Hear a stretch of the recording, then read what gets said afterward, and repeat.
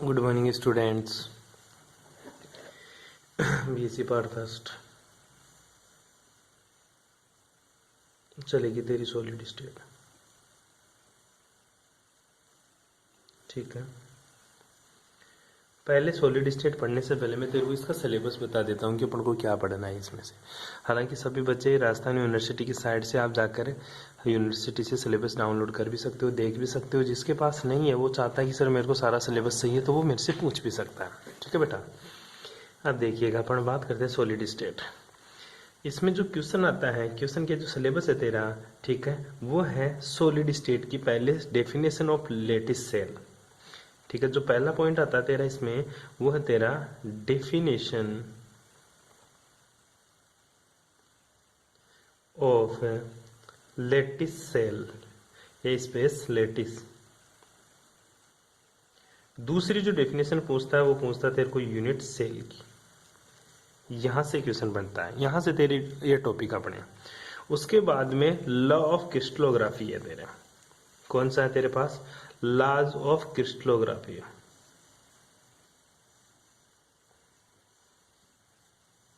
Crystallography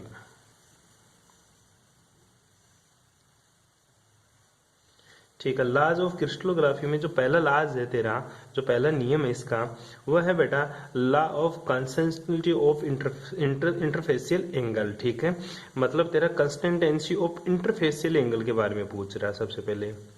सबसे पहले किसके बारे में पूछेगा? वो इंटरफेसियल एंगल के बारे में।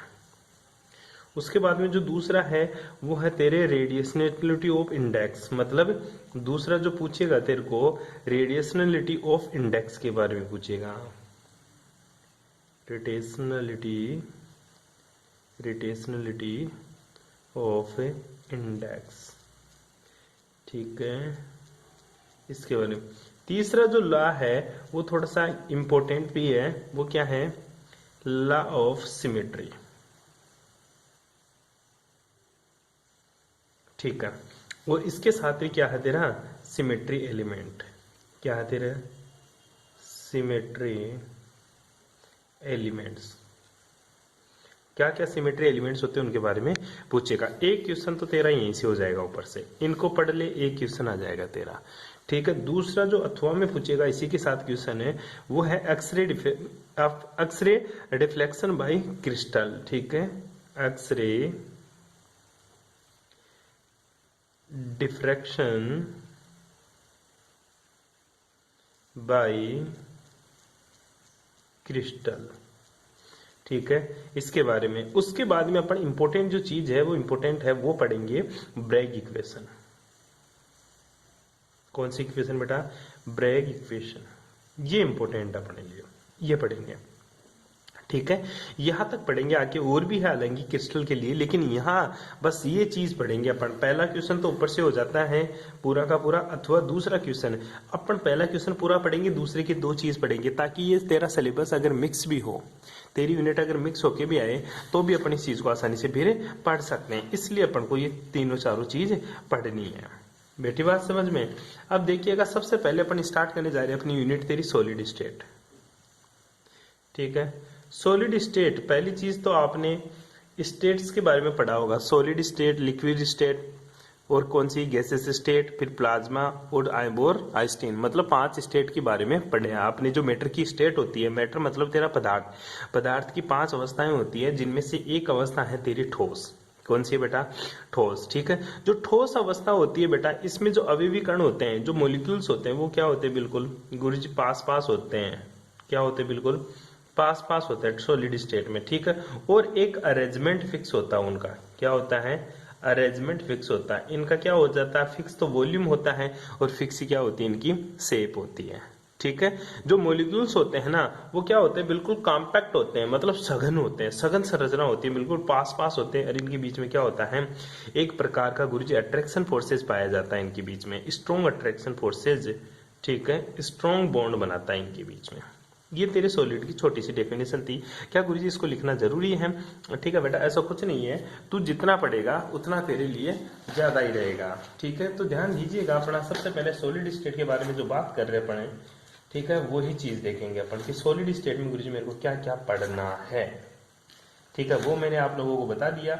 उसके बाद में मैंने सॉलिड स्टेट के बारे में आप लोगों को ये भी बताया कि सॉलिड क्या होता है, वो आपको लिखना है। तो क्या करेगा, जब दो कणों के मध्य की दूरी गैस और द्रव अवस्था में कम हो तो पदार्थ की अवस्था ठोस अवस्था कहलाती है। ठीक है, कौन सी अवस्था कहलाती है, सॉलिड स्टेट। जब दो पार्टिकल्स के बीच की जो डिस्टेंस होती है वो गैसेस स्टेट और लिक्विड स्टेट से कम होना, गैसेस स्टेट और लिक्विड स्टेट से क्या हो, कम हो, तो ऐसे जो मैटर होता है उसकी जो स्टेट होती है उसको सॉलिड स्टेट बोलते हैं, ठोस अवस्था बोलते हैं। आई बात समझ में। इसमें बहुत सारी चीजें पढ़ेंगे अपन।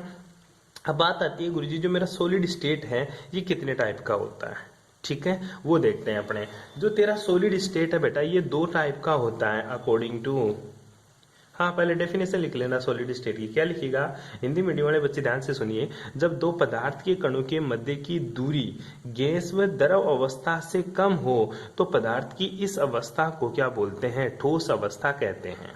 पदार्थ की इस अवस्था को क्या कहते हैं, ठोस अवस्था कहते हैं। ठीक है, ठोस अवस्था में जो पार्टिकल्स होते हैं, जो मॉलिक्यूल्स होते हैं, जो कण होते हैं वो प्रबल बंधों द्वारा जुड़े रहते हैं, वे बिल्कुल भी गति नहीं कर पाते, वे बिल्कुल भी गति नहीं कर पाते तथा उनका आकार और आयतन भी क्या होता है, निश्चित स्थिर होता है। आकार और आयतन क्या होते हैं, बिल्कुल स्थिर होते हैं। ठीक है, इंग्लिश मीडियम वाले बच्चे ध्यान से सुनिएगा। सॉलिड स्टेट की आपको डेफिनेशन लिखनी है। क्या लिखोगे, जब दो पार्टिकल्स के बीच की जो डिस्टेंस होती है वो लिक्विड स्टेट और सॉलिड स्टेट, लिक्विड स्टेट और गैसेस स्टेट से अगर कम पाई जाए तो ऐसे पदार्थ या ऐसा मैटर क्या कहलाता है, मेरा सॉलिड स्टेट कहलाते हैं। मैटर की इस अवस्था या मैटर की इस स्टेट को क्या बोलता हूं मैं, सॉलिड स्टेट बोलता हूं। ठीक है, सॉलिड स्टेट के बीच में जो पार्टिकल्स होते हैं उनके बीच में स्ट्रॉन्ग फोर्सेस की वजह से स्ट्रॉन्ग बॉन्ड बनते हैं और इनका जो वॉल्यूम होता है और इनकी जो शेप होती है वो बिल्कुल क्या होती है गुरुजी, कांस्टेंट होती है। ये मेरा सॉलिड स्टेट होता है। ठीक है बेटा जी, आराम से लिखना, मैं ये नहीं बोल रहा, आराम से जैसे बोल रहा हूँ रब कॉपी लेके बैठ जा यार प्लीज। ठीक है, ताकि तू क्या हर एक चीज को नोट डाउन करता रहे, फिर तेरे अकॉर्डिंग टू डेफिनेशन बुक से या नोट से कैसे भी बना सकता बना लेगा। ठीक है, सॉलिड स्टेट दो टाइप के होता है। जो तेरा पहला सॉलिड स्टेट पड़ेगा वो है बेटा जी तेरा क्रिस्टलीय ठोस, क्रिस्टल सॉलिड। दूसरा जो सॉलिड पड़ेगा बेटा जी वो पड़ेगा तू क्रिस्टलीय ठोस। इंग्लिश में क्या बोलेंगे इसको, एमोरफस सॉलिड। क्या बोलेगा इसको, एमोरफस सॉलिड। बात आती है गुरुजी क्रिस्टलीय ठोस क्या होते हैं, मतलब क्रिस्टलाइन सॉलिड बोलते हैं इसको, और जो एमोरफस सॉलिड है उन दोनों में क्या डिफरेंस होता है। ठीक है, मोटी सी बात देख ले, इन दोनों के बीच में डिफरेंस देख ले। पहले चीज, जो क्रिस्टलाइन सॉलिड होते हैं बेटा तेरा वो क्या होता है, लॉन्ग रेंज डिस्टेंस वाले होते हैं। ठीक है, मतलब इनकी जो रेंज पाई जाती है, इनकी जो प्रास पाई जाती है वो क्या होता है, दीर्घ प्रासी होते हैं। जो क्रिस्टलाइन सॉलिड होते हैं वो क्या होता है मेरा, दीर्घ प्रासी होते हैं, मतलब लॉन्ग रेंज क्रिस्टल होते हैं। ठीक है, जो एमोरफस होते हैं वो शॉर्ट रेंज क्रिस्टल होते हैं, या सॉरी लॉन्ग रेंज सॉलिड कहलाते हैं कौन से, क्रिस्टलाइन सॉलिड, और शॉर्ट रेंज सॉलिड कौन से कहलाते हैं, एमोरफस। मतलब इसको क्या बोलेंगे, दीर्घ के बाद में क्या आ जाता है, ये लघु प्रासी होता है। कौन सा, ये क्या होता है गुरुजी, लघु प्रासी होता है। ठीक है, अब ध्यान दीजिए जो क्रिस्टल होते हैं, एक चीज बता दूं तेरे को, क्रिस्टल तेरे दिमाग में अभी तक ये नहीं घुसा गुरुजी क्रिस्टल क्या होता है, एमोरफस क्या है, डेली लाइफ में कहाँ देखते हैं। नमक के जो छोटे छोटे पार्टिकल्स होते हैं उनको तू क्रिस्टल बोल सकता है। ठीक है, नमक के जो पार्टिकल्स है बेटा जी उनको क्या बोल सकता है तू, क्रिस्टल। एमोरफस क्या होता है, तेरी प्लास्टिक देख ले, तेरी लकड़ी देख ले। ठीक है, ये सारे के सारे क्या होते हैं, एमोरफस होते हैं। और जो क्रिस्टलाइन सॉलिड होते हैं वो तेरे सारे के सारे, जैसे कोई सा भी ये देख ले तू, जो सॉलिड होगा जैसे नमक का क्रिस्टल, NaCl का क्रिस्टल, KCl का क्रिस्टल, CHCl का क्रिस्टल, ये सारे के सारे जो क्रिस्टलीय फॉर्म में होते हैं वो क्या होते हैं, तेरे क्रिस्टलाइन सॉलिड होते हैं। और एमोरफस क्या कहलाते हैं, जैसे तेरी प्लास्टिक हुई, जैसे तेरी ये क्या बोलते हैं लकड़ी हुई, वुड्स हुई तेरी, ये सारे के सारे एमोरफस होते हैं। ठीक है, जैसे तेरा रबर हुआ, ये क्या होते हैं, एमोरफस होते हैं। ठीक है, अब दिमाग में घुस गया ना, सॉलिड दो तरह के होता है, अपन डेली लाइफ में देखते हैं। आई भी बात समझ में, एक तो सॉलिड देखते हैं, नमक के भी छोटे छोटे पार्टिकल्स क्या होते हैं, सॉलिड होते हैं। चीनी के पार्टिकल्स देखा तूने, शुगर के, वो भी सॉलिड होते हैं। वो तेरे क्रिस्टलाइन है। क्यों? क्योंकि गुरुजी उनकी जो प्रास होती है ना, उनकी जो रेंज होती है ना, वो लॉन्ग रेंज होती है। और जो एमोर्फस होती है, इनकी जो प्रास होती है वो क्या होती है, तेरी शॉर्ट रेंज होती है। क्यों? क्योंकि जो क्रिस्टलाइन सॉलिड होते हैं ना, एक निश्चित ज्यामिति में चलते हैं, एक फिक्स अरेंजमेंट होता है इनका। जो क्रिस्टलाइन सॉलिड होता है इनका अरेंजमेंट क्या होता है, फिक्स, मतलब एक पार्टिकल्स के नीचे एक पार्टिकल्स, मतलब लेयर शेप में होता है, ये रेगुलर शेप में होते हैं। ठीक है, मतलब ये बढ़ता ही जाता है, ऐसे आगे तरफ बढ़ता ही जाता है, पीछे भी ये बढ़ता ही जाता है, ऊपर भी ये बढ़ता ही जाता है। ठीक है, नीचे भी ये बढ़ता ही जाएगा। ठीक है, तो ये क्या है, इसकी जो रेंज है ना, वो क्या है, लॉन्ग है। लॉन्ग मतलब बहुत दूर तक जा सकता है इससे जोड़ जोड़ कर। आई बात समझ? अरे मैं ये एक बात बोलूं तेरे को कि तुम्हें सुबह प्रे करनी है, कॉलेज आए हो, तुम प्रार्थना तो करोगे ही। जैसे तुम प्रे करोगे तो तुम्हें किस में लगाया जाता है, लाइंस में लगाया जाता है। और लाइन को ऐसे लगाया जाता है कि आप कितनी दूर तक से लाइन को बढ़ा दो, चाहे फिर आई बात समझ में, कितनी दूर तक क्या कर दो, लाइन को बढ़ा दो। तो वो क्या है, एक तेरी लॉन्ग रेंज हो गई। क्या हो गई, तेरी लॉन्ग रेंज हो गई। लेकिन जो एमोर्फस होते हैं उनका अरेंजमेंट फिक्स नहीं होता। कैसे? इस मोलिक्यूल्स कैसे चारों तरफ कैसे अड़म दड़म गड़म कैसे बैठ जाएंगे चारों तरफ। ठीक है, तो ये जो चारों तरफ बैठे हैं, ठीक है, ये कुछ दूर तक तो बैठ पाएंगे, लेकिन उसके बाद में इसकी रेंज क्या हो जाएगी, खत्म हो जाएगी। उसके बाद में ये नहीं बैठ पाएंगे, क्या गुच्छा हो जाएगा। ठीक है, ये इरेगुलर शेप में अरेंज हो रखे हैं, और ये क्या है, रेगुलर शेप में अरेंज हो रखे हैं। ठीक है बेटा, इसलिए ये एमोर्फस होते हैं ना, वो शॉर्ट रेंज होते हैं, मतलब थोड़ी दूर जाने के बाद में खत्म हो जाते हैं। और जो क्रिस्टलाइन सॉलिड होते हैं, ये क्या होते थे, लॉन्ग रेंज होते हैं। बैठ गई बात समझ में? अरे बैठ गई। ठीक है, अब देख दूसरी बात, इनकी जो इनमें जो प्रॉपर्टीज पाई जाती है, इनमें जो कणों का अरेंजमेंट होता है वो क्या होता है, फिक्स होता है। ठीक है, क्या होता है, कणों का अरेंजमेंट है, arrangement of particles is fixed. और यहाँ पे क्या होता है, जो कणों का अरेंजमेंट होता है वो क्या नहीं होता गुरुजी, फिक्स नहीं होता। फिर क्या होता है, इरेगुलर होता है। ठीक है, क्या होता है, इरेगुलर, यहाँ पे रेगुलर होता है बिल्कुल। ठीक है, जो क्रिस्टलाइन सॉलिड होते हैं, इसकी जो इंपॉर्टेंट प्रॉपर्टीज है जो याद करने वाली, एक तो ये लॉन्ग रेंज होते हैं, लॉन्ग रेंज सॉलिड होते हैं, और ये क्या होते हैं, शॉर्ट रेंज सॉलिड होते हैं। इनमें जो कणों का अरेंजमेंट होता है वो फिक्स होता है, इसमें इरेगुलर शेप में मॉलिक्यूल्स बटे रहते हैं। आई बात समझ में? इसके बाद में देख, इनकी जो ज्योमेट्री होती है, ठीक है, इनकी जो ज्योमेट्री होती है, इनकी जो ज्योमेट्री होती है, ज्योमेट्री बेटा मतलब ज्यामिति, वो क्या होती है, फिक्स होती है।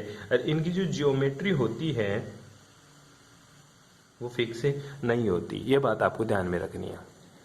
ठीक है, इसके बाद में देखिएगा एक चीज जो इंपॉर्टेंट है, वो इंपॉर्टेंट ये भी है, जो क्रिस्टलाइन सॉलिड होते हैं तेरे, ठीक है, ये क्या होते हैं, विषम देशिकता होते हैं। मतलब को क्या दिखाते हैं, विषम देशिकता का गुण होता है, विषम देशिकता का गुण पाया जाता है। और इसमें किसका गुण पाया जाता है, समदेशिकता का गुण पाया जाता है। ठीक है, जो क्रिस्टलाइन सॉलिड होते हैं उनमें क्या कौन सा नेचर पाया जाता है, इनमें बेटा आइसोटोनिक, मतलब समदेशिकता मतलब आइसोटोनिक होता है, और विषम देशिकता का मतलब तेरा एनेंशियोट्रोपिक या आइसोट्रोपिक बोल दे। जो समदेशिकता होता है वो तो क्या होता है, आइसोट्रोपिक होते हैं। क्या होता है बेटा तेरा, आइसोट्रोपिक। जो हिटेरो मतलब विषम देशिकता होता है, इसको क्या बोलेगा तू, एनेंशियोट्रोपिक, एनेंशियोट्रोपिक होते हैं। ध्यान से देखना। अब देख, दो चीज बताई मैंने तेरे को, ये बात तेरे को याद रखनी है, क्रिस्टलाइन सॉलिड और कौन से एक्रिस्टलीय सॉलिड। जो क्रिस्टलीय सॉलिड होते हैं ये दीर्घ पराशरी होते हैं। एक्रिस्टलीय सॉलिड बना ले, अभी बोल रहा हूं ना वैसे वैसे लिख ले। क्रिस्टलीय सॉलिड दीर्घ परासी होते हैं, एक्रिस्टलीय सॉलिड लघु परासी होते हैं।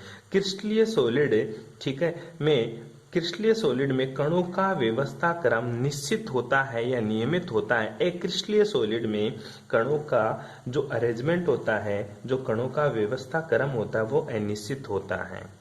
ठीक है, आजा क्रिस्टलीय में वापस। क्रिस्टलीय सॉलिड में क्या होता है, निश्चित ज्यामिति पाई जाती है। एक क्रिस्टलीय सॉलिड में निश्चित ज्यामिति नहीं पाई जाती, अर्थात अनिश्चित ज्यामिति पाई जाती है। आगे देख, क्रिस्टलीय सॉलिड में ध्यान दीजिए विषम देशिकता का गुण पाया जाता है, जबकि क्रिस्टलीय सॉलिड में समदेशिकता का गुण पाया जाता है। कर लेगा ये बात? ठीक है, आगे देख, इसमें एक बात और लिख लेना, इसकी वाष्पन ऊर्जा का मान अधिक होता है और क्रिस्टलीय सॉलिड में क्या होता है, वाष्पन ऊर्जा का मान कम होता है। लिख लेगा। और जो लास्ट इंपोर्टेंट है वो और देख ले, जो क्रिस्टलाइन सॉलिड होते हैं, ठीक है, इसको रियल सॉलिड बोलते हैं। क्या बोलेंगे, रियल सॉलिड बोलते हैं। लेकिन जो एक्रिस्टली सॉलिड होते हैं ना, इनको सुपर कोल्ड लिक्विड बोलते हैं। क्या बोलते हैं इनको, सुपर कोल्ड लिक्विड बोलते हैं। ठीक है, सुपर कोल्ड लिक्विड इनको बोलते हैं, ये ध्यान रखना। जो रियल सॉलिड होते हैं, जो क्रिस्टलाइन सॉलिड होते हैं उनको रियल सॉलिड, और जो एमोर्फस होते हैं इनको क्या बोलते हैं, छद्म सॉलिड। ठीक है, अर्थात सुपर कोल्ड लिक्विड इनको बोलते हैं। आई बात समझ में। ये एग्जांपल्स इसके याद कर लेना। इसका जो एग्जांपल्स लिखिएगा, जैसे NaCl का क्रिस्टल, इसका जो एग्जांपल लिखिएगा वो तू लिखिएगा शीशा। क्या लिखिएगा, शीशा। ठीक है, और दूसरा लकड़ी। ठीक है, और तीसरा रबर। ठीक है, और प्लास्टिक। अब बात आती है गुरुजी शीशा। बेटा तेरा शीशा हमेशा सुपर कोल्ड लिक्विड होता है। आपने क्लास 12 में ये बातें पढ़ी होगी। जो लेड होता है मेरा क्या होता है, सुपर कोल्ड लिक्विड होता है। क्यों होता है, क्योंकि जो लेड है वो तेरे को दिखने में लग रहा है कि ये सॉलिड है, लेकिन एक्चुअल में ये जो लेड है ये तेरा लिक्विड है। जो तेरा घर में शीशा लगा हुआ है जाली पे, वो तेरा एक्चुअल में सॉलिड नहीं है बेटा, वो तेरा लिक्विड है। उसी को सुपर कोल्ड लिक्विड बोलते हैं। मतलब उसको बहुत ज्यादा ठंडा करके बनाया जाता है। इसीलिए देखना कभी जो बहुत पुराने मकान हैं जिनकी एज हो चुकी लगभग 50-60 वर्ष है, ठीक है, उन मकानों में जाना और उस शीशे को देखना अगर लगा हुआ है तो वो शीशा तेरे को नीचे से तो मोटा दिखाई देगा और ऊपर से क्या हो जाएगा, पतला दिखाई देगा। उसकी साइज रेगुलर नहीं मिलेगी। ठीक है, ऐसा क्यों हुआ, क्योंकि शीशा धीरे धीरे बहता है और वो कहाँ, ऊपर से नीचे की तरफ बह रहा है ग्रेविटेशनल फोर्सेस के कारण। इसलिए शीशे को क्या बोलते हैं, सुपर कोल्ड लिक्विड बोलते हैं। आई बात समझ में। ये तेरे को याद करना, सॉलिड और लिक्विड के 2-4 टॉपिक मैंने बता दिया जो तू कक्षा 12 से पढ़ता आ रहा है। सॉलिड क्या होते हैं ये, ठीक है बेटा, इसलिए मैंने ये थोड़ा सा आपको जल्दबाजी में पढ़ाया है। अब देख, बात आती है मेरी ठोसों में सममिति तत्व कौन कौन से हैं अपने। ठीक है, अपन ने जो अब टॉपिक के अकॉर्डिंग चलेंगे। अपना तेरा स्पेशलिटीज क्या होता है, ठीक है, जो अपने टॉपिक में था अपने, और बाकी की जो चीजें है नहीं, वो जो चीजें होगी मैं आपको बताता रहूंगा। तो आज की क्लास में आपको इतना सा पढ़ना है, क्रिस्टलीय ठोस क्या होते हैं, क्रिस्टलीय ठोस क्या होते हैं, इन दोनों के नोट्स बना लेना। बाकी की बातें करेंगे नेक्स्ट क्लास में, बिल्कुल धीरे धीरे पढ़ेंगे।